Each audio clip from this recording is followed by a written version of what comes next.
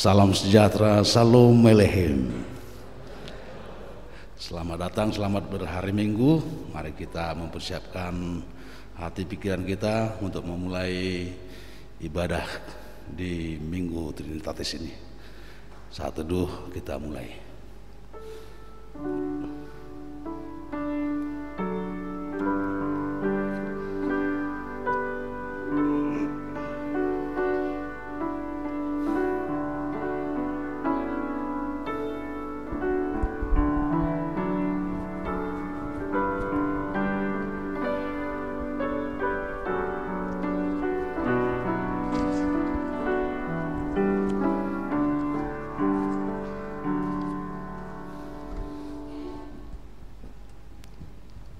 Amin, kita bernyanyi.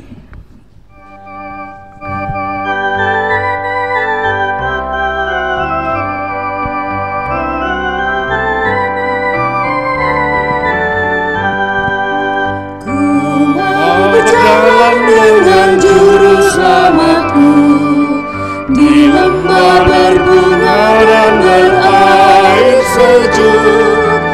Ya kemana juga aku mau mengikutnya, sampai aku tiba di negeri Baka. Ikut, ikut, ikut Tuhan Yesus, ku tetap mendengar dan mengikutnya. Ikut, ikut, ikut Tuhan Yesus, ya kemana juga ku mengikutnya.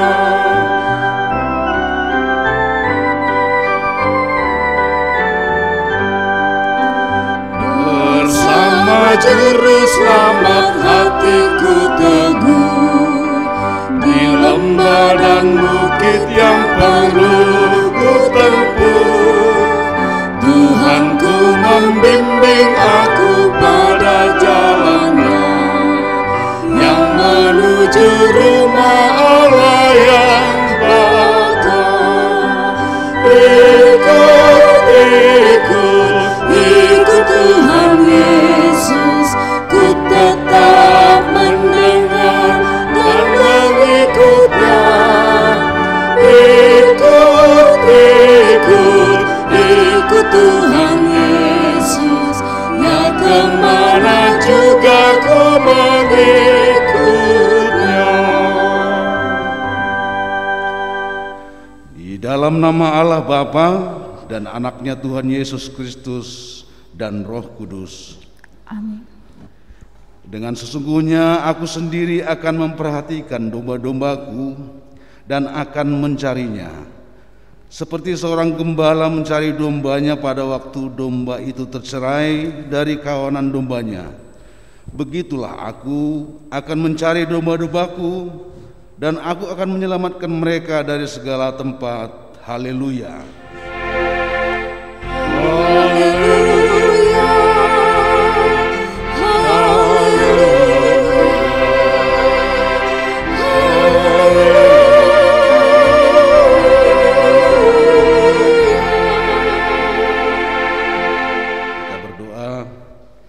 Ya Tuhan Allah yang Maha Kuasa, yang tidak bermula dan tidak berakhir, dengan perantaraan anak-Mu Tuhan Yesus Kristus, Engkau telah berjanji akan mengaruniakan kepada kami pengampunan dosa, kebenaran dan hidup yang kekal. Anugerahkanlah kepada kami Roh-Mu untuk membimbing hati dan pikiran kami, agar kami berpegang teguh pada janji-Mu apabila kami mengalami pencobaan. Teguhkanlah hati kami agar kami sungguh mengimani firman-Mu yang kudus dan memberlakukannya dalam hidup kami, sehingga kami memperoleh hidup yang kekal di dalam nama anak-Mu, Yesus Kristus Tuhan kami. Amin.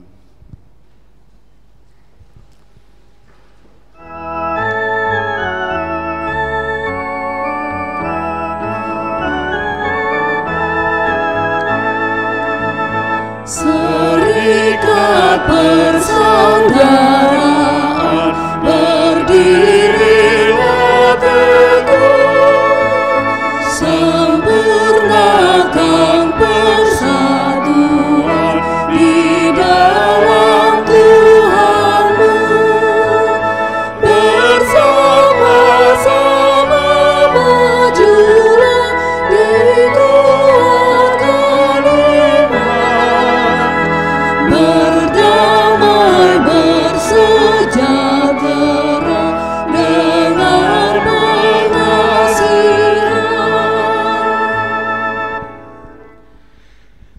Epistel pada hari ini Minggu 4 setelah Trinitatis, dari Roma 15 ayat 7 hingga ayat 13. Mari kita membacanya responsoria ayat per ayat.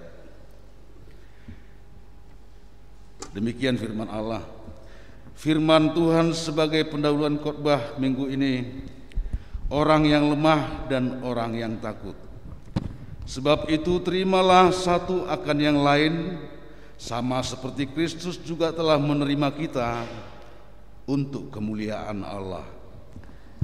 Yang aku maksudkan ialah bahwa oleh karena kebenaran Allah, Kristus telah menjadi bayaran orang-orang bersunat untuk mengokohkan janji yang telah diberikannya kepada nenek moyang kita, Dan untuk memungkinkan bangsa-bangsa supaya mereka memuliakan Allah karena rahmat-Nya, seperti ada tertulis, sebab itu aku akan memuliakan engkau di antara bangsa-bangsa dan menyanyikan mazmur bagi namamu. dan selanjutnya bersukacitalah hai bangsa-bangsa dan umat-Nya.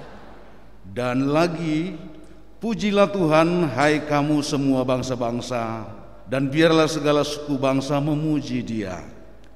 Dan selanjutnya kata Yesaya, taruh dari pangkal Isai akan terbit, dan ia akan bangkit untuk memerintah bangsa-bangsa, dan kepadanya lah bangsa-bangsa akan menaruh harapan. Semoga Allah sumber pengharapan memenuhi kamu dengan segala sukacita dan damai sejahtera dalam iman kamu, supaya oleh kekuatan Roh Kudus kamu berlimpah-limpah dalam pengharapan. Berbahagialah setiap orang yang telah mendengar sabda Tuhan, yang menghayati serta mengamalkannya. Amin.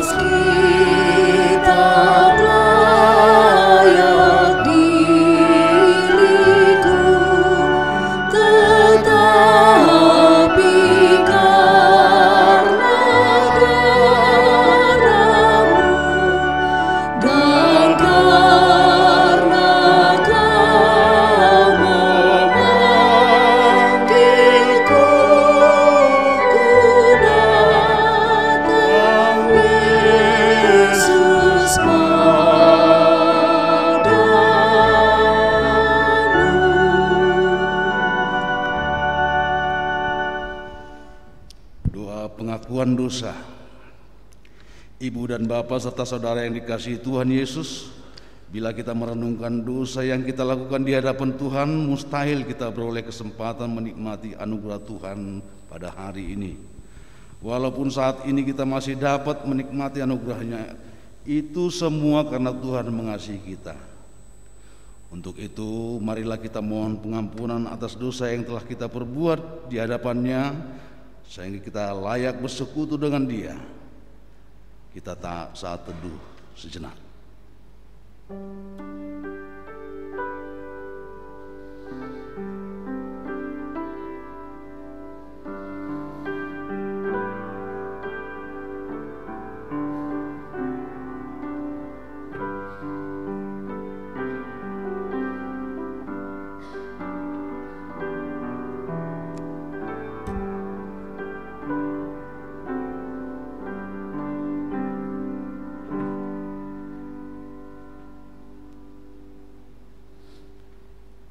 Bapa kami yang di surga yang maha kuasa, kami datang menyembah di hadapan-Mu, menyeru memanggil nama-Mu, karena kami susah dan gelisah oleh karena dosa kami.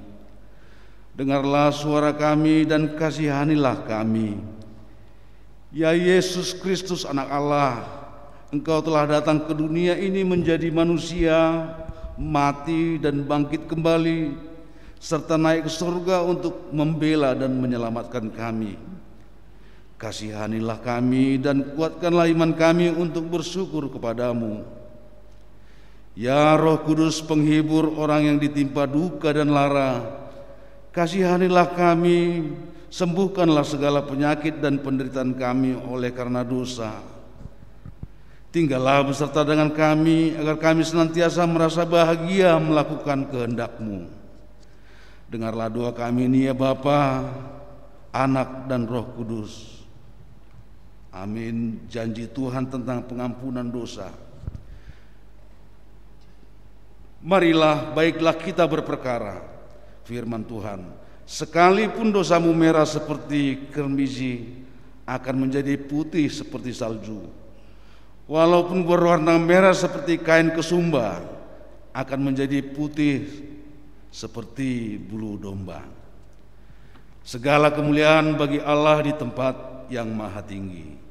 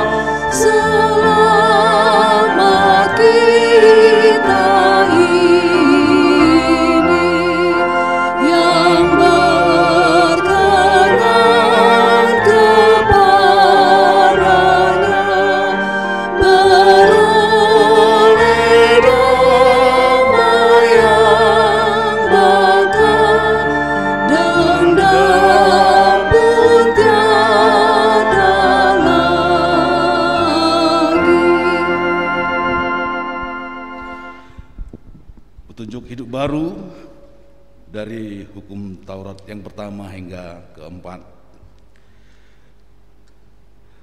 Hukum pertama, akulah Tuhan Allahmu, jangan ada padamu Allah lain di hadapanku. Hukum kedua, jangan membuat bagimu patung yang menyerupai apapun yang ada di langit atau yang ada di bumi atau yang ada di dalam air di bawah bumi, untuk disembah atau ditaati. Hukum ketiga, jangan menyebut nama Tuhan Allahmu dengan sembarangan, sebab Tuhan akan memandang bersalah orang yang menyebut namanya dengan sembarangan. Hukum keempat, ingat dan kuduskanlah hari Sabat. 6 hari lamanya engkau akan bekerja dan melakukan segala pekerjaanmu. Tapi hari ke-7 adalah hari Sabat Tuhan Allahmu. Maka jangan melakukan sesuatu pekerjaan, engkau atau anakmu laki-laki, atau anakmu perempuan, atau hambamu laki-laki, atau hambamu perempuan, atau hewanmu, atau orang asing yang berada di tempat kediamanmu. Sebab 6 hari lamanya Tuhan menjadikan langit dan bumi, laut dan segala isinya, dan ia berhenti pada hari ke-7. Itulah sebabnya Tuhan memberkati hari Sabat dan menguduskannya.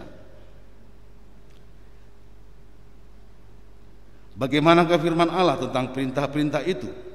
Demikian firman-Nya, akulah Tuhan Allahmu yang cemburu, yang membalaskan kesalahan bapa kepada anak-anaknya dan kepada keturunannya yang ketiga dan keempat dari orang-orang yang membenci aku.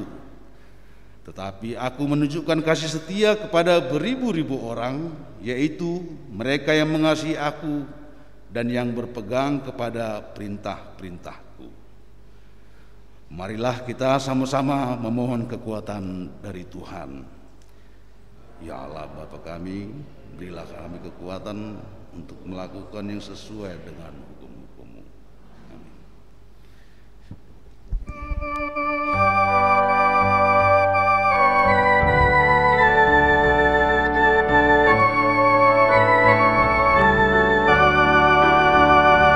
Ku heran lama memberi rahmat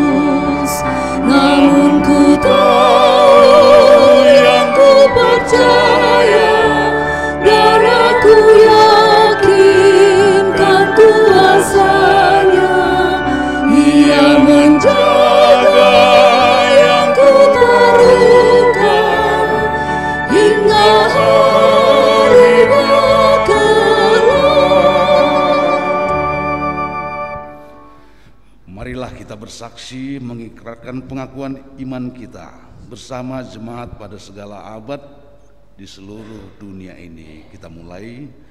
Aku percaya kepada Allah, Bapa yang Maha Kuasa, Khalik langit dan bumi, dan kepada Yesus Kristus, Anaknya yang tunggal Tuhan kita, yang dikandung dari Roh Kudus, lahir dari darah Maria, yang menderita di bawah pemerintahan Pontius Pilatus, disalibkan, mati dan dikuburkan, turun ke dalam kerajaan maut, pada hari yang ketiga bangkit pula dari antara mati, naik ke surga, duduk di sebelah kanan Allah, Bapa yang Maha Kuasa, dan akan datang dari sana untuk menghakimi orang yang hidup dan yang mati. Aku percaya kepada Roh Kudus, gereja yang kudus dan am, persekutuan Orang Kudus, pengampunan dosa, kebangkitan daging, dan hidup yang kekal. Amin.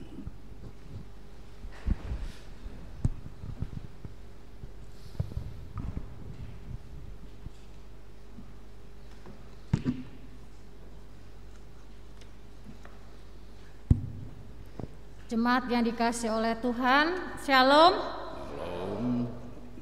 Puji Tuhan, penuh dengan sukacita kita boleh beribadah pada pagi ini. Warta Jemaat, Majelis GKPI Jemaat Khusus Rawamangun menyampaikan selamat hari Minggu dan selamat bersekutu bagi kita semua. Dan juga kepada ibu dan bapak yang baru pertama kali ikut beribadah di jemaat ini. Kiranya persekutuan kita diberkati oleh Tuhan, dan untuk memuliakan namanya serta berkat-Nya melimpah dalam kehidupan kita. Kami merindukan kehadiran ibu dan bapak serta saudara terkasih dalam ibadah pada minggu-minggu selanjutnya. Berikut kami sampaikan penegasan warta jemaat untuk kita pada hari ini. 1. Dompet peduli kasih. Kita dipersatukan dalam nama Yesus Kristus oleh tubuh dan darah-Nya, dan kita diutus oleh-Nya untuk berbagi. Damai sejahtera Tuhan bagi kita semua. Bila ibu dan bapak serta pemuda-pemudi mempunyai kerinduan iman yang diketuk oleh Roh Kudus, agar semakin banyak jiwa-jiwa diselamatkan secara khusus bagi jemaat kita di GKPI Rawamangun yang terkena dampak dari COVID-19 ini.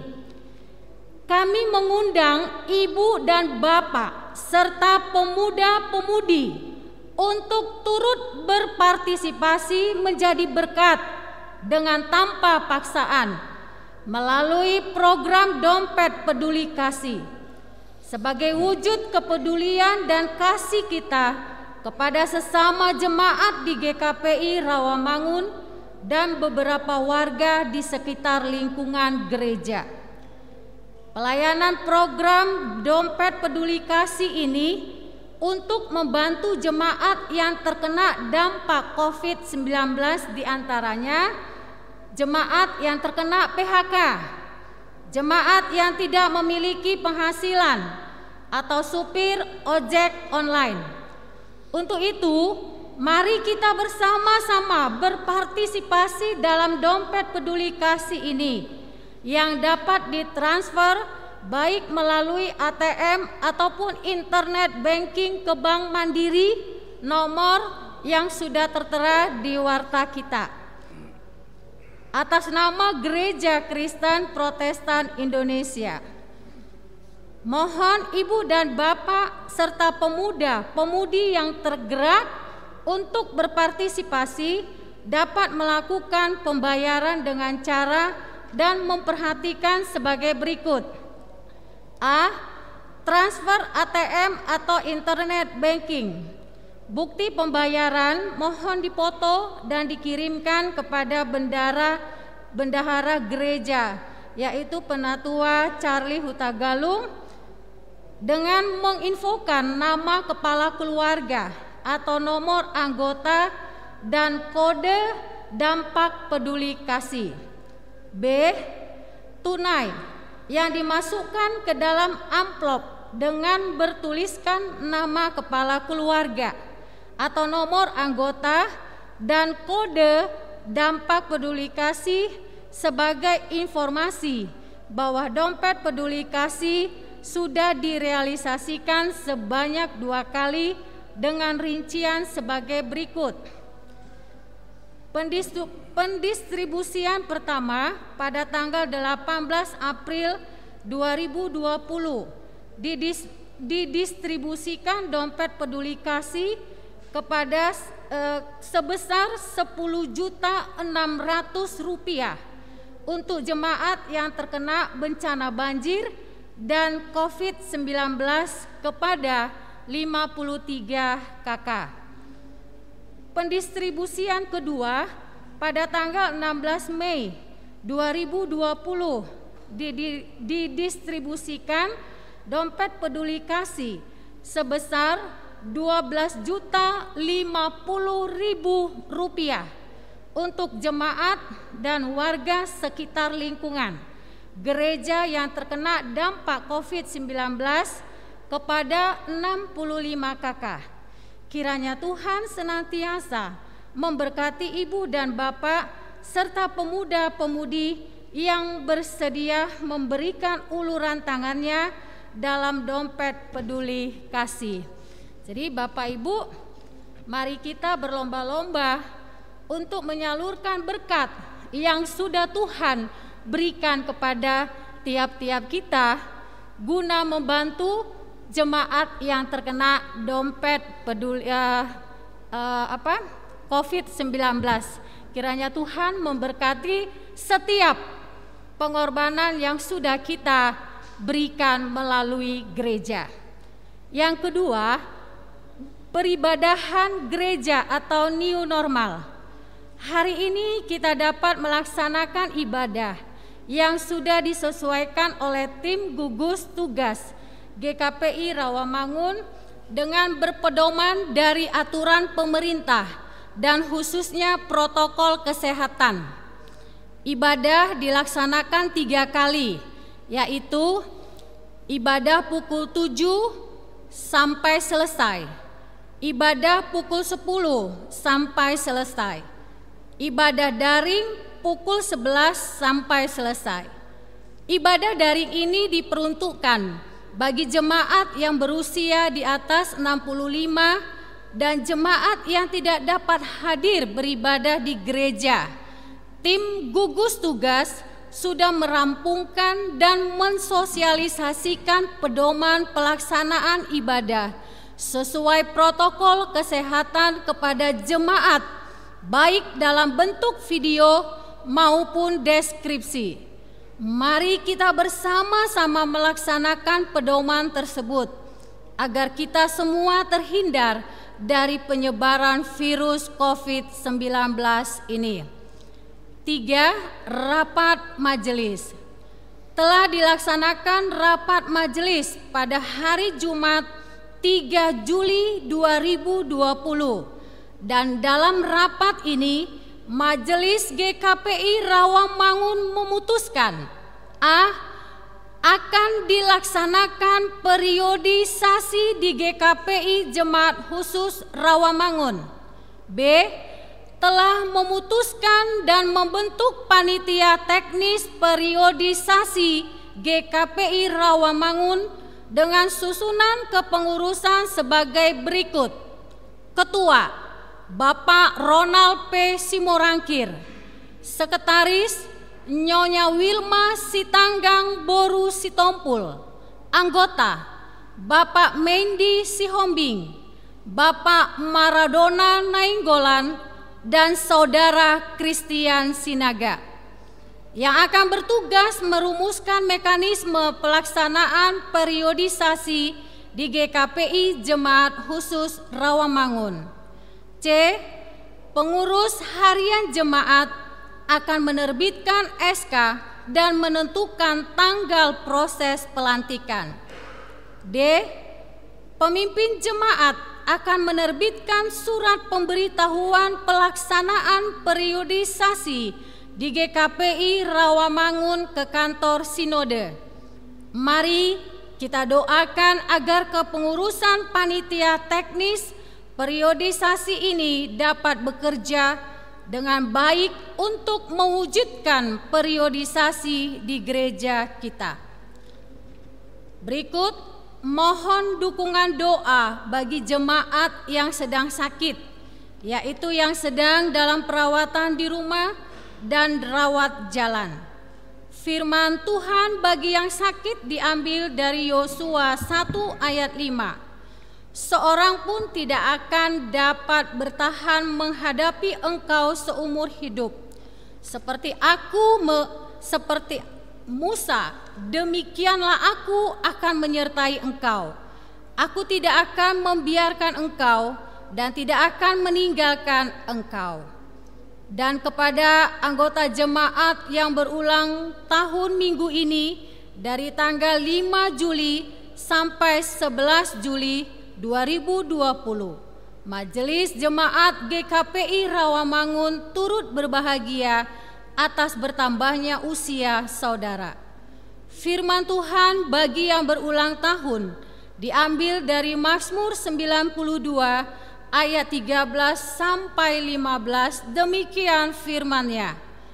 Orang benar akan bertunas seperti pohon korma, akan bertumbuh subur seperti pohon aras di Libanon. Mereka yang ditanam di bait Tuhan akan bertunas di pelataran Allah kita. Pada masa tua pun mereka masih berbuah, menjadi gemuk dan segar untuk memberitakan bahwa Tuhan itu benar, bahwa Ia gunung batuku dan tidak ada kecurangan padanya. Demikianlah warta jemaat. Penegasan warta jemaat untuk kita pada minggu hari ini, dan selamat hari Minggu, dan Tuhan memberkati kita semua. Shalom. Kita bersatu di dalam doa. Kami naikkan syukur dan terima kasih ya Bapa yang begitu mengasihi dan kami mengasihi Engkau. Pada pagi ini ya Tuhan, dengan ucapan syukur dan penuh sukacita kami menghampiri tata-Mu yang Maha Kudus.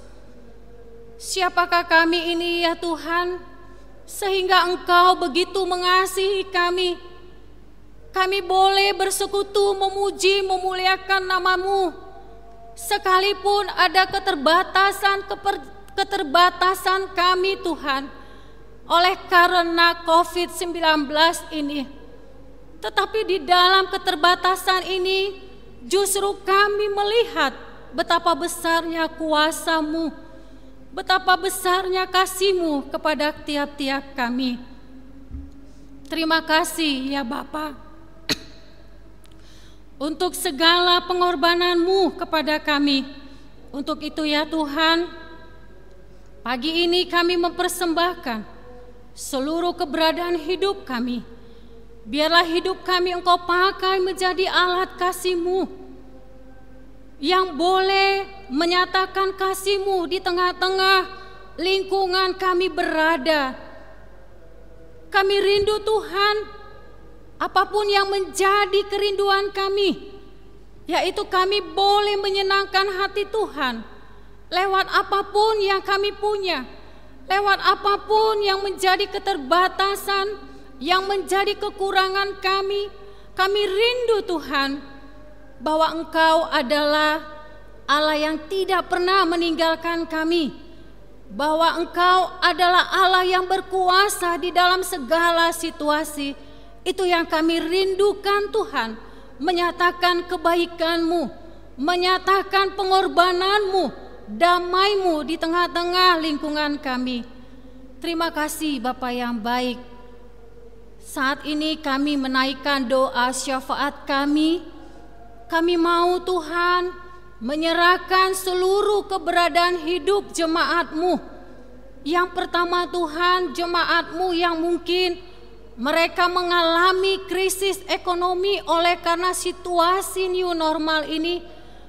Kami rindu Tuhan, kiranya Engkau hadir di tengah-tengah situasi jemaat-Mu yang mereka sedang mengalami krisis ekonomi. Engkau nyatakan kasih dan kuasa-Mu kepada umat-Mu, jemaat-Mu GKPI Rawamangun, supaya mereka tetap kuat dan mereka tetap berpengharapan kepada Engkau. Terima kasih Bapa yang baik.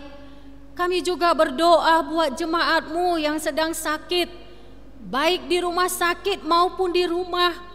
Biarlah Tuhan juga mengulurkan kasih-Mu, kuasa-Mu, bahwa Engkau mampu menyembuhkan setiap penyakit, segala penyakit apapun Tuhan. Jikalau Engkau mau, Tuhan, kami akan mengalami kesembuhan dan kemenangan demi kemenangan. Terima kasih Bapa yang baik.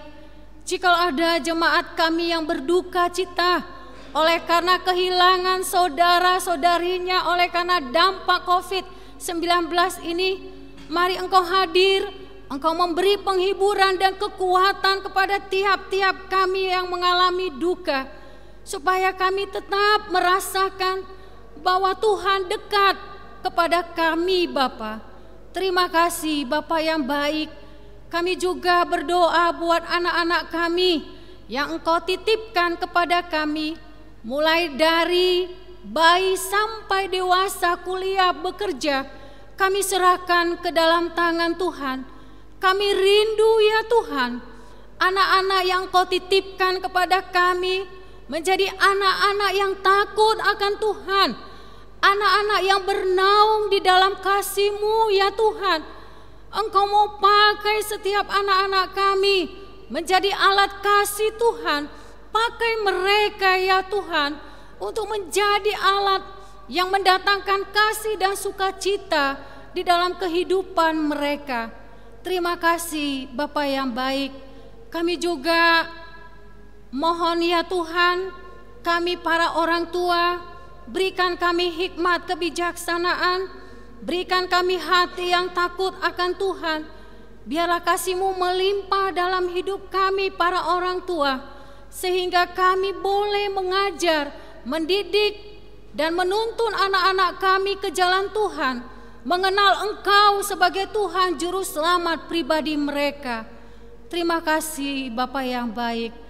Kami juga berdoa buat pemerintahan kami, pemimpin kami, mulai dari pemimpin yang tertinggi mau sampai pemimpin yang terendah. Mari Tuhan Engkau pakai pemimpin-pemimpin bangsa kami untuk menjadi saluran kasih-Mu, menjadi saluran berkat-Mu, menyatakan kasih-Mu di tengah-tengah bangsa kami. Khususnya Bapak Presiden kami, biarlah berkat melimpah, kasih setia-Mu, hikmat bijaksana-Mu ya Tuhan, biarlah melimpah di dalam setiap kehidupan Bapak Presiden Jokowi. Terima kasih Bapak yang baik. Kami juga berdoa Tuhan buat rencana periodisasi di GKPI Rawamangun. Di dalam kami memilih dan dipilih untuk menjadi pelayan Tuhan di GKPI Rawamangun. Roh Kudus menolong kami, Roh Kudus menuntun kami. Engkaulah yang memilih para hamba-Mu untuk melayani Engkau di GKPI Rawamangun ini. Bersihkan hati kami, bersihkan pikiran kami Tuhan. Biarlah kerinduan kami hanya untuk menyembah Engkau. Biarlah visi dan misi kami hanya untuk menyatakan kasih-Mu di tengah-tengah pelayanan kami. Berikan kami hati sebagai hamba ya Tuhan. Terima kasih Bapa. Engkau yang memimpin, Engkau yang menuntun hamba-Mu pendeta WGP Tobing ya Tuhan. Engkaulah yang berkuasa di dalam kepemimpinannya, sehingga hamba-Mu ini boleh memimpin jemaat-Mu, membawa jemaat-Mu ini Tuhan untuk mengenal Engkau sebagai Tuhan Juru Selamat pribadinya. Terima kasih Bapa yang baik. Pada saat ini juga kami berdoa, kami mau mendengarkan kebenaran firman-Mu. Mari ya Tuhan, Engkau berkati hati kami, jadikan hati kami menjadi tanah yang subur, yang boleh ditumbuhi oleh benih-benih firman-Mu, sehingga firman-Mu itu boleh tertanam di dalam hati kami. Karena tertanam maka berbuah, bertumbuh, berkembang, dan berbuah di dalam kehidupan kami sehari-hari. Terima kasih Bapa yang baik. Berfirmanlah Engkau melalui hamba-Mu, karena kami siap mendengar dan melakukan kebenaran firman-Mu. Terima kasih Bapa yang baik. Ampuni kami dari setiap dosa dan pelanggaran kami. Inilah doa sembah sujud kami ya Tuhan. Di dalam Kristus Yesus Tuhan, kami sudah berdoa dan mengucap syukur. Amin.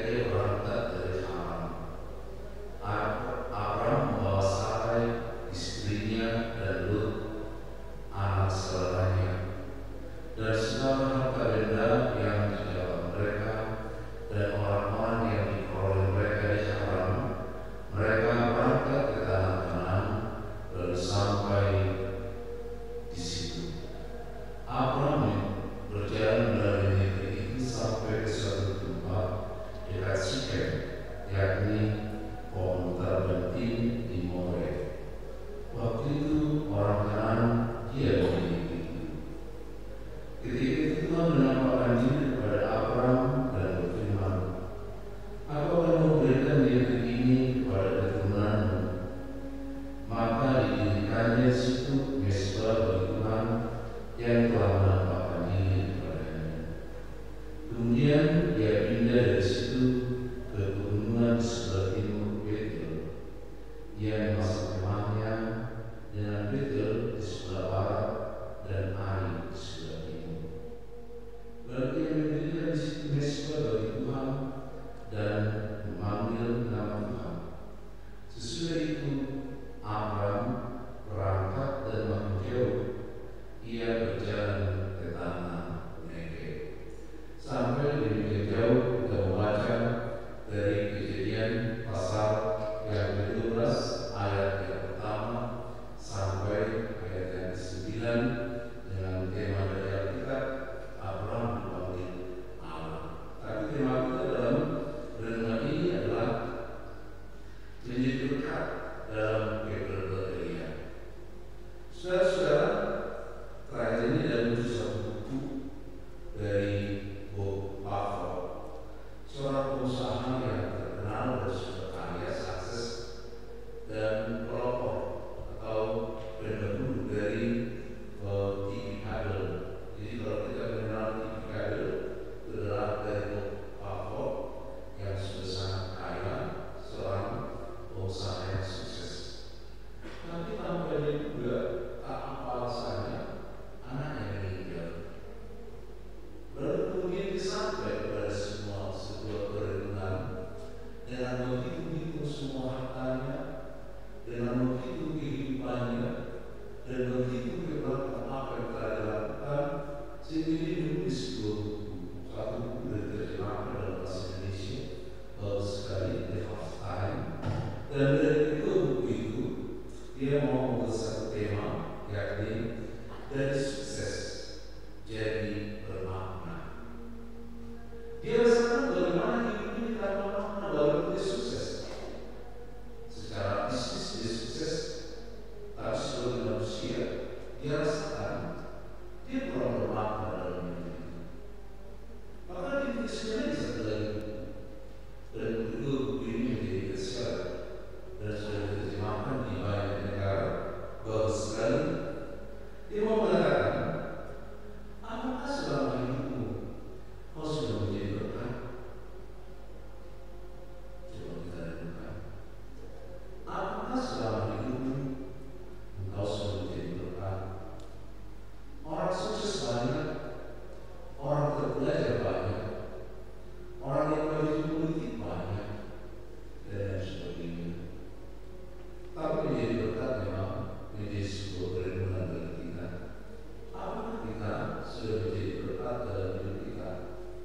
Benar dia kata begini, kalau aku hidup dalam dunia, apa yang akan dihidupkan orang dari aku? Kalau aku sudah meninggal dunia, apakah yang akan dihidupkan orang dari saya selama saya hidup? Selamat berlindung dari buku Bob Buffett. Shalom Bethlehem untuk semua. Masing-masing berlindung semua ya. Kita bangkitkan semangat kita. Shalom Bethlehem. Ya, ini anak-anak Tuhan yang sudah bergumul untuk keluar dari kebelut COVID-19. Saya tahu sekarang bergumul untuk datang ke gereja ini. Memang setiap langkah harus dipergumulkan. Jangan dengan seenaknya kita melangkah, akhirnya tidak tahu resiko apa yang kita hadapi. Ada banyak hal yang terjadi di dunia ini, itu akan menjadi pelajaran bagi kita. Dan tema kita minggu ini adalah menjadi berkat untuk semua orang. Kalau Bob Buffett tadi kami coba ketengahkan, supaya kita lebih cepat mengambil satu kesimpulan tentang sebuah perenungan, sebenarnya panggilan Abram sebelum menjadi Abrahamnya. Abram ini dan Sarai adalah juga manusia yang dipersiapkan Tuhan untuk menjadi berkat bagi semua. Coba kita baca tadi ayat yang keberapa ya? Ayat yang ketiga. Ayat yang kedua.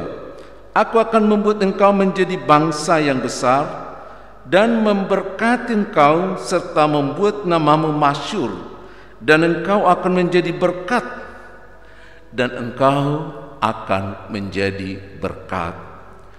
Kadang-kadang untuk lebih mudah menghayati firman Tuhan, saya seringkali membaca Alkitab dengan cara begini. Saya anggap ini bukan Abraham, tapi saya anggap ini aku. Boleh kita baca ini menjadi aku? Coba kita lihat di ayat yang kedua ini.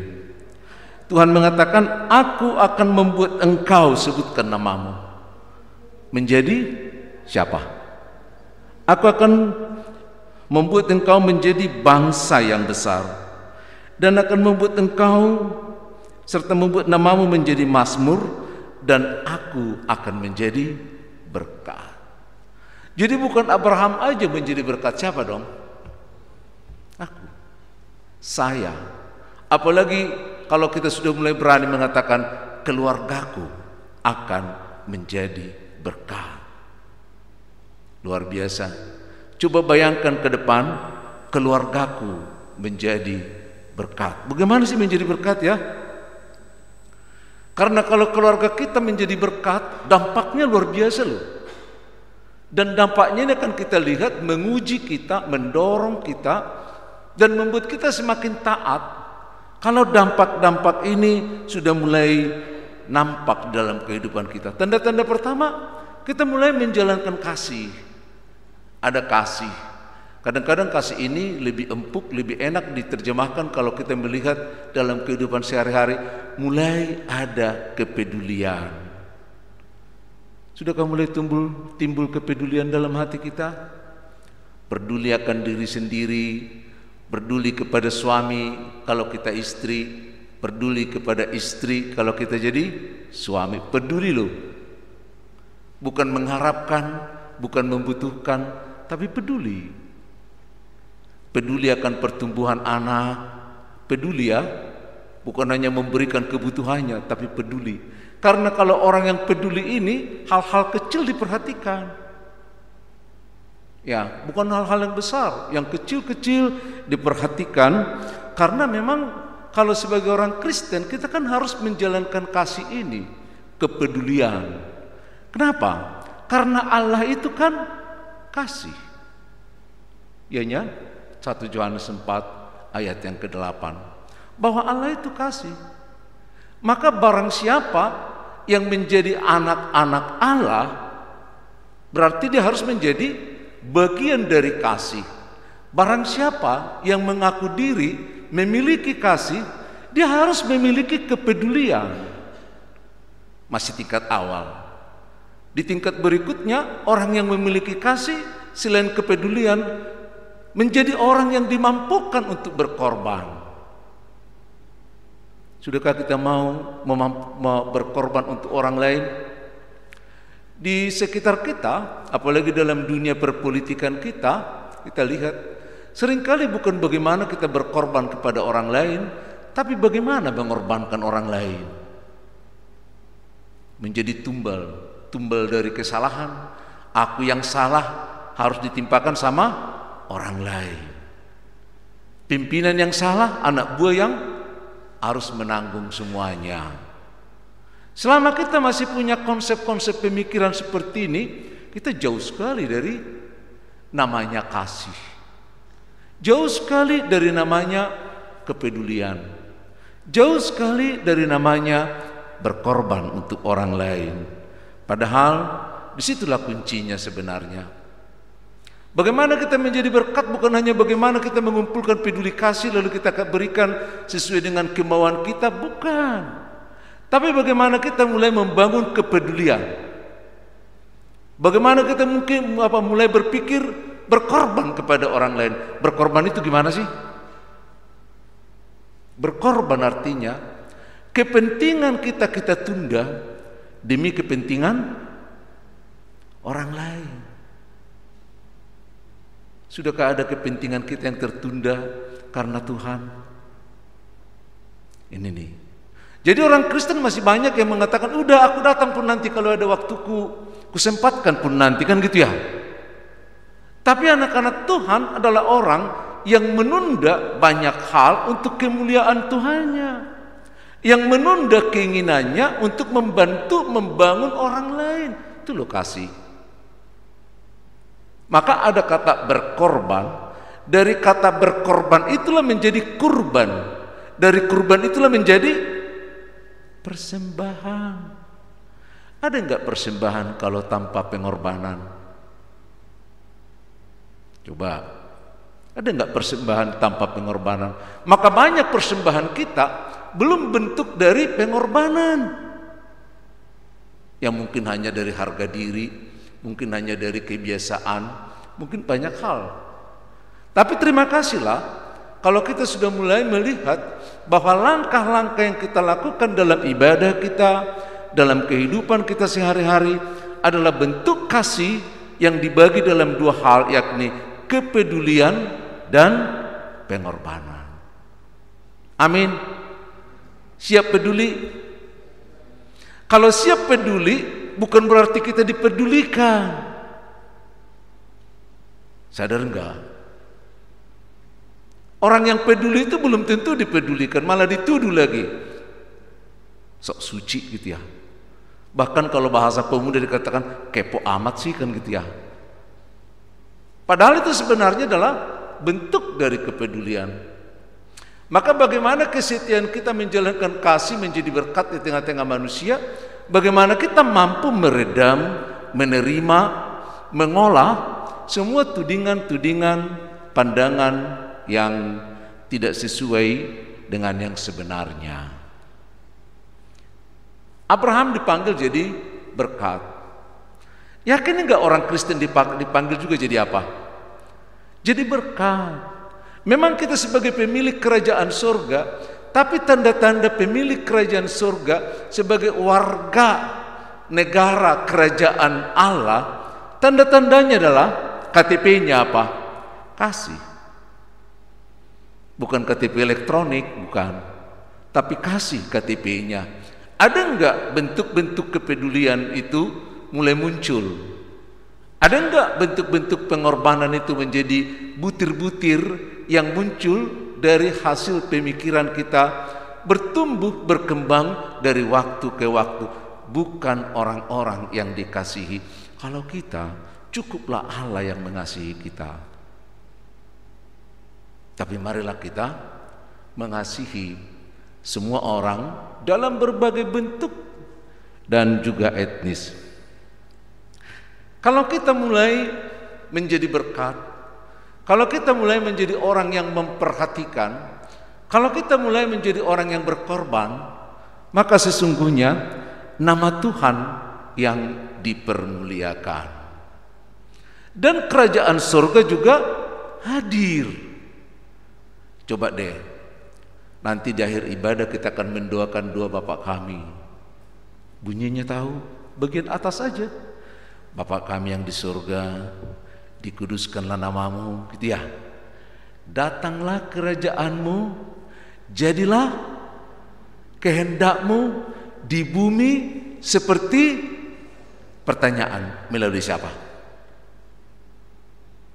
Melalui malaikat aja? Melalui orang lain aja? Melalui siapa? Maka kalau kita sudah mulai menghayati, jadilah kerajaanmu di bumi seperti di surga, sebenarnya kita harus aminkan, biarlah itu Tuhan melalui aku. Biarlah aku pelopornya. Biarlah aku yang pertama melakukannya. Biarlah orang lain bisa merasakannya. Maka dari situlah kita nanti mulai melihat bagaimana kerajaan surga itu makin dikenal, makin dipahami. Ya. Sehingga diskusi perdebatan antara agama Kristen dan agama lain bukan lagi masalah fakta-fakta sejarah, tapi harus melalui fakta-fakta kasih. Kadang-kadang orang Kristen mengatakan, ibadah apa? Agama kami kan agama kasih. Agama kami kan agama damai. Agamamu mana dikatakan kayak gitu ya? Hanya dikatakan, bukan dibuktikan. Mari kita membuktikan, karena Abram dengan Sarai pada awal dipanggil, maka mereka dipanggil untuk menjadi berkat. Kalau kita juga dipanggil menjadi orang pilihan Allah, adalah dipanggil menjadi berkat. Kita harus membicarakan berkat ini. Ayo, berkat apa yang Bapak miliki dari Tuhan? Berkat apa yang ibu-ibu miliki? Ya, apa yang sangat menonjol? Maka sebagai orang Kristen, jangan menjadi jemaat penonton. Penonton kan gak dapat tempat dalam kerajaan surga. Di dunia ini pun penonton dapat hadiah enggak? Kan hidup kekal itu kan pemberian Tuhan, hadiah. Bagi siapa? Bagi mereka yang setia sampai akhir, sampai mati. Kan itu dikatakan di Wahyu 2 ayat 10. Hendaklah kamu setia sampai akhir, maka aku memberikan apa? Mahkota kerajaan surga. Ya, demikian kita diingatkan. Dan kalau kita juga memberikan perhatian, memberikan pengorbanan kita, maka terjadilah keharmonisan, keseimbangan. Ibu bapak kalau membaca jemaat mula-mula, jemaat Kristen, orang-orang Kristen yang mula-mula, kalau kita lihat di Kisah Para Rasul, mulai ayat yang ke-24 sampai berikutnya ayat yang ke-34, orang-orang yang di gereja itu datang ke gereja bersekutu, mereka membawa makanan loh. Orang yang kaya bawa makanan, lalu memberi makan orang-orang miskin. Dari situlah perjamuan kasih. Dan dari situlah nanti dibangun pejabat gereja. Karena pembagian makanan ini tidak merata, karena para rasul tidak mampu membagi karena mereka memperhatikan firman Tuhan, maka diangkatlah diakoni. Jadi diakoni diangkat karena apa? Karena ada pemberian berupa perhatian dan pengorbanan dari warga jemaat, maka mereka dikelola dengan baik, muncullah jabatan pertama, diakoni. Bukan hanya makanan. Sampai ada orang yang menjual tanahnya ketika melihat banyak orang yang kekurangan. Kan maaf ya, orang-orang Kristen pertama itu kan para budak-budak ya. Budak-budak yang habis dicambuki, punggungnya terluka-luka, lalu yang mengobati siapa? Mereka datang bergereja ke Serambi Salomo dengan luka-luka, dikerumuni lalat karena mereka adalah seorang budak. Lalu yang memperhatikan siapa? Ini orang-orang Kristen itu. Itu sebabnya kekristenan dulu makin dilarang, makin berpencar, makin ditekan, makin merambat. Dia kenapa? Karena kasihnya itu. Maka setiap hari bertambah orang Kristen. Bukan setiap minggu loh, setiap hari bertambah. Kenapa? Dua faktor, pemberitaan Injil dan kasih. Karena Injil tanpa kasih adalah bagaikan gong yang bergemuruh tapi tidak membawa irama tertentu. Semuanya ada di dalam hal itu. Dan kalau kita juga menjadi orang yang memiliki perhatian, mau berbagi dengan sesama, seperti Abraham berbagi dengan Lot, berbagi dengan Raja Keliadover, berbagi juga dengan imam. Memang simbol orang-orang percaya adalah orang-orang yang mampu berbagi. Kalau di kampung di Medan seringkali dikatakan orang Batak itu pintar kali mengalihkan segala sesuatu bisa dikalikan, tapi berbagi inilah susahnya. Karena memang bukan hanya matematika yang paling sulit berbagi, dalam kehidupan sehari-hari juga. Coba tanya ibu-ibu bagaimana membagi gaji 1 bulan untuk cukup, mudah apa enggak? Wah, susahnya bukan main, mengeluh tiap hari. Karena berbagi itu memang rohnya sangat sulit. Kenapa sih makin sulit berbagi? Ya karena itu adalah inti kekristenan itu. Jadi segala sesuatu yang menjadi inti kekristenan seringkali dihalangi oleh iblis ini. Seringkali di-cut, seringkali keinginan diri sendiri bangkit sehingga kita walaupun pernah merencanakan sesuatu menjadi terhalang. Kenapa? Karena keinginan-keinginan daging ini sangat menghalangi kita. Coba dibaca nanti di Roma 7 ayat 22 sampai 24. Bagaimana hati kita terpaut dengan firman Tuhan, tapi bagaimana keinginan-keinginan daging membuat kita nggak mampu, maka kita menjadi manusia tertawan, manusia terbelenggu, karena tahu kebenaran, tahu yang baik, tapi terasa sulit untuk melakukannya, dan memang sulit, ya. Padahal kita diingatkan bahwa melalui pemberian, melalui kasih itu, maka kita pertama-tama menerima seperti janji Yesus, ada lebih berbahagia orang yang memberi daripada orang yang menerima. Apa sih kebahagiaan orang yang memberi? Ada kebanggaan tersendiri kalau dia bukan hanya sukses, tapi kalau dia bermakna bagi orang lain. Banyak sekali dari firman Tuhan yang kita baca untuk itu. Di Kisah Para Rasul 20 ayat 35 dikatakan, memang kita bekerja bukan hanya mengumpulkan dana, kita bekerja bukan hanya mengekspresikan kemampuan kita, tapi demikian kita harus bekerja, kata Paulus, untuk membantu orang-orang yang lemah. Seringkali ini diambil menjadi nas untuk pengumpulan persembahan. Kalau kita bekerja bukan hanya mau bekerja untuk mengekspresikan diri kemampuan kita, kita bekerja bukan hanya mendapat gaji, tapi Paulus katakan kita bekerja untuk membantu orang-orang yang lemah. Maka Bob Bufford tadi mengatakan, apakah aku sudah menjadi berkat? Apakah aku hanya orang yang sukses tapi bukan bermakna? Ini menjadi perenungan kita juga dalam kehidupan itu.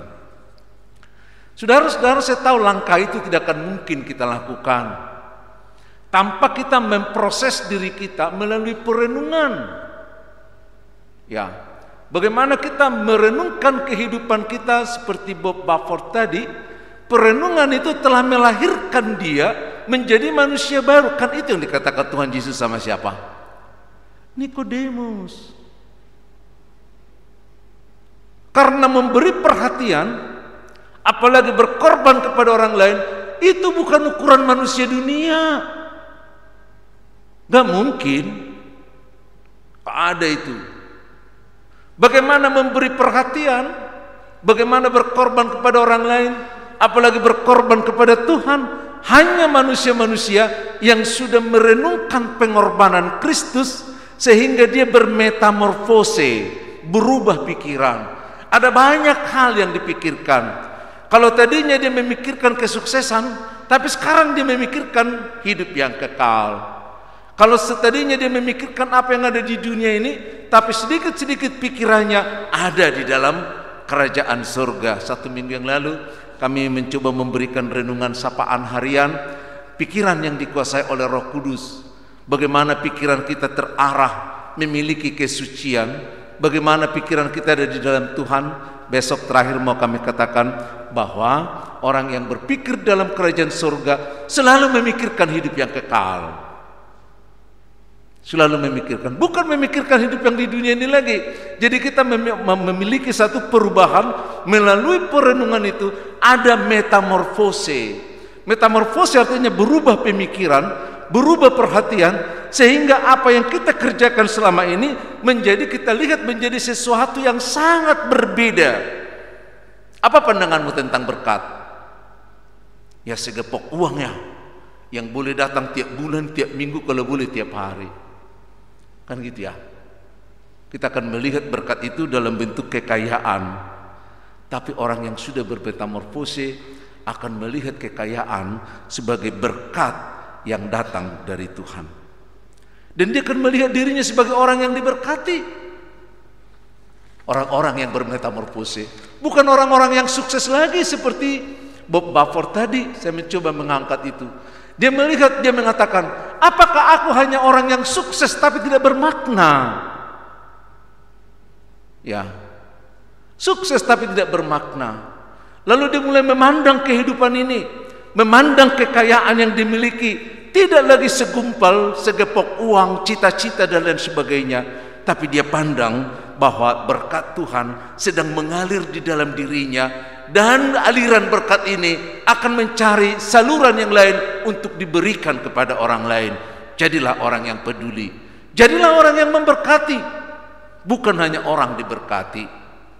Saya sering diminta berdoa dalam satu keluarga pribadi, selalu mereka meminta supaya diberikan Tuhan berkat, panjang umur, dijauhkan dari penyakit, kan gitu ya, dan dijaga Tuhan dalam perjalanan dan lain sebagainya.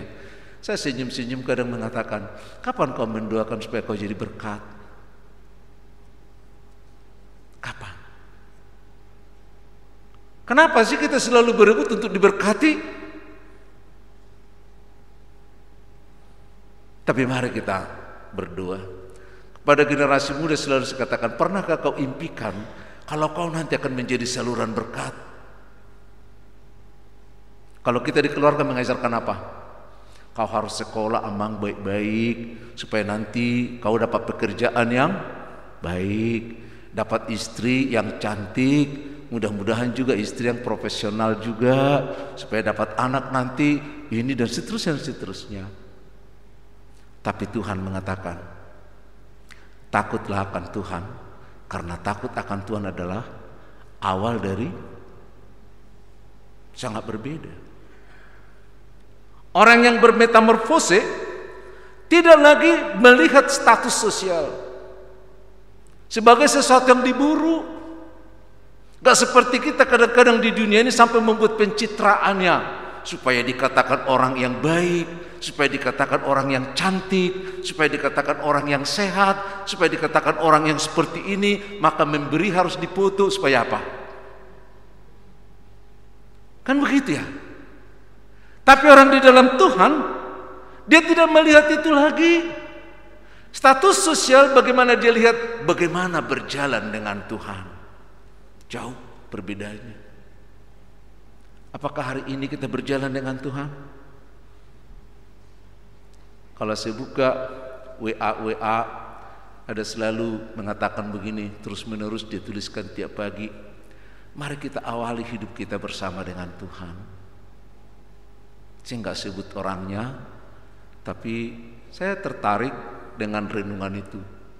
Satu kata yang singkat, mari awali hari-harimu dengan Tuhan. Berjalan dengan Tuhan. Bukan bagaimana berencana, kapan aku mengadakan transaksi, kapan aku begini, bukan. Tapi bagaimana kita mengawali hari-hari bersama dengan Tuhan. Ya, bentar lagi kita juga masuk dengan pemilihan. Ada pilkada, ada ini dan lain sebagainya. Begitu ada pilkada di mana-mana mendadak banyak orang baik ya. Orang yang perhatian, sampai menyediakan ambulans gratis. Ya. Tapi habis itu sampai di Covid ini, yang dulu baik-baik waktu pemilihan itu nggak nampak lagi. Padahal sekarang sangat dibutuhkan. Sekarang sangat dibutuhkan. Tapi di mana kebaikan mereka? Kebaikan mereka hanya untuk sebuah jabatan. Karena jabatan itu sangat menggiurkan. Mereka bayar loh itu. Bukan juta tapi bahkan miliar ya. Hanya untuk sebuah jabatan. Karena sangat menyilaukan. Tapi bagi setiap orang yang percaya kepada Tuhan, yang sudah menikmati kasih Tuhan, akan berubah pandangannya. Dia tidak melihat lagi jabatan itu sebagai sesuatu yang diprioritaskan, tapi akan melihat jabatan itu sebagai pelayanan untuk Tuhan. Coba dibuka Kolose 3 ayat 23. Apapun yang kamu perbuat, lakukanlah dengan segenap hatimu, bukan untuk manusia, tapi untuk Tuhan. Ada transformasi, ada perubahan pikiran. Anak-anak Tuhan aku yakin akan berupaya untuk memahami dan akan juga menikmati itu. Kalau kita melihat bagaimana kekayaan diubah menjadi berkat Tuhan, kalau kita melihat bagaimana status sosial dilihat bagaimana berjalan dengan Tuhan, kalau kita mengubah juga jabatan kita menjadi pelayanan di hadapan Tuhan, maka kita juga nanti akan melihat bagaimana popularitas, bagaimana orang mencintai kita, bagaimana orang memperhatikan kita, bagaimana orang memberikan hormat kepada kita. Tetapi bukan kita yang dihormati, tapi siapa? Dia. Kalau kita sudah memperkenalkan kasih di dalam hidup kita kepada orang, maka mereka akan melihat Tuhan di dalam diri kita. Cobalah, tubuhku adalah Roh Kudus, bahwa di dalamnya ada apa? Oke, 1 Korintus 3:16. Tidak tahukah kamu bahwa tubuhmu adalah bait Allah? Jadi aku yang berjalan itu siapa? Aku yang berbicara itu siapa? Aku yang membuat aksi, membuat terobosan, membuat segala-galanya itu siapa? Adalah bait Allah yang didorong oleh Roh Kudus yang ada di dalam diri kita. Coba deh merenung, pejamkan matamu, lihat dirimu sebagai bait Allah. Ada transformasi enggak? Bagaimana kita mulai dengan cara itu? Ya. Kalau itu kita mulai dapatkan, kekayaan kita ubah menjadi berkat, status kita ubah bagaimana berjalan dengan Tuhan, jabatan kita ubah menjadi pelayanan bagi Tuhan, popularitas kita lihat bahwa bagaimana Tuhan dimuliakan, maka nanti lama kelamaan akan dilihat orang bahwa kita menjadi orang yang berhikmat. Kenapa sih berhikmat? Karena hikmat itu bukan datang dari filsafat. Ya, hikmat itu bukan hanya datang dari pengalaman, tapi hikmat itu muncul ketika kita memperhadapkan firman Tuhan, ketika kita menyadari persoalan hidup di dalam firman Tuhan, maka muncullah pendapat-pendapat yang baru yang diuraikan oleh Roh Kudus. Itulah hikmat itu. Makanya Salomo mengatakan bahwa takut akan Tuhan adalah awal dari semua hikmat. Takut dulu akan Tuhan, sadar kita bahwa kita adalah berkat yang sedang mengalir untuk membawa kerajaan surga di bumi ini. Selamat menjadi berkat. Amin. Kita berdoa. Bapa yang baik, kami mengucap syukur dan terima kasih karena Engkau mengingatkan kami bagaimana menjadi berkat di dalam kehidupan kami. Seperti Abraham yang Tuhan boleh pilih, Kau persiapkan dia menjadi berkat dalam kehidupan yang nyata. Terima kasih Tuhan, dalam Yesus kami berdoa dan mengucap syukur. Amin.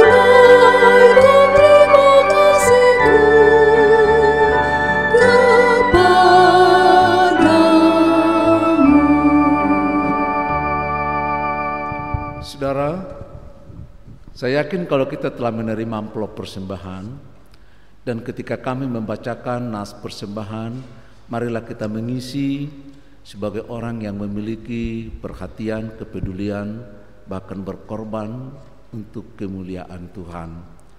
dengan mendengar Kisah Para Rasul 20 ayat 35 bagian B adalah lebih berbahagia memberi daripada menerima. Saudara, kami undang untuk sama-sama bangkit berdiri. Mari kita mendoakan persembahan kita. Nanti setelah kita mau meninggalkan ruang ibadah, di pintu keluar sudah ada tempat persembahan, kita titipkan nanti di situ. Sekarang kita pegang, kita bawakan di dalam doa.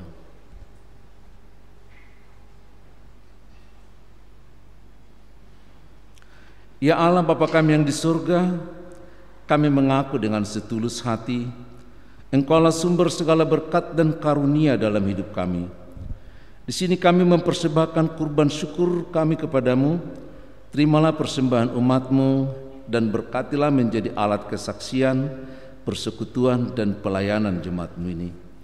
Jadikanlah hidup kami persembahan yang hidup yang berkenan kepadamu, dan pakailah hidup kami untuk turut menghadirkan tanda-tanda kerajaan-Mu, keadilan, damai sejahtera dan sukacita. Bukalah hati kami oleh Roh-Mu yang kudus agar kami senantiasa mengucap syukur kepadamu di dalam nama Yesus Kristus Tuhan kami. Amin. Tanganku kerja baginya, kakiku mengikutnya,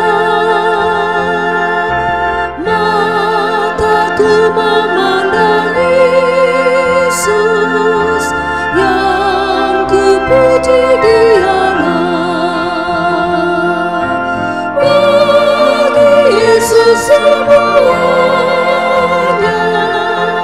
yang kupuji Dialah. Bagi Yesus semuanya yang kupuji Dialah. Bapa kami yang di surga, dikuduskanlah nama-Mu, datanglah kerajaan-Mu, jadilah kehendak-Mu di bumi seperti di surga. Beri kami pada hari ini makanan kami yang secukupnya, dan ampuni kami akan kesalahan kami, seperti kami juga mengampuni orang yang bersalah kepada kami. Dan jangan membawa kami ke dalam pencobaan, tetapi lepaskan kami daripada yang jahat.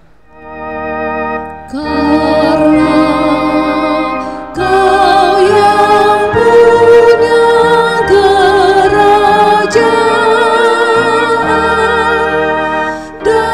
dan kekuasaan dan kemuliaan sampai selama-lamanya.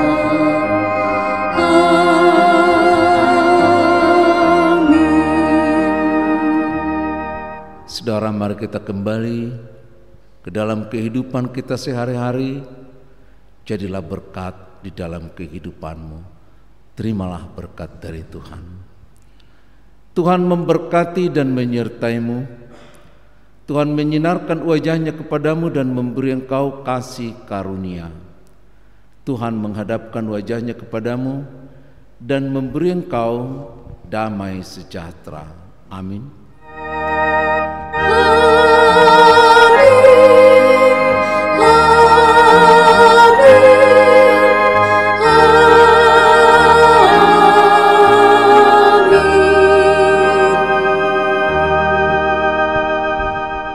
Mari kita mengambil saat teduh sejenak. Kita mendoakan suasana dan firman Tuhan yang boleh memenuhi hati dan pikiran kita untuk mengambil sebuah komitmen.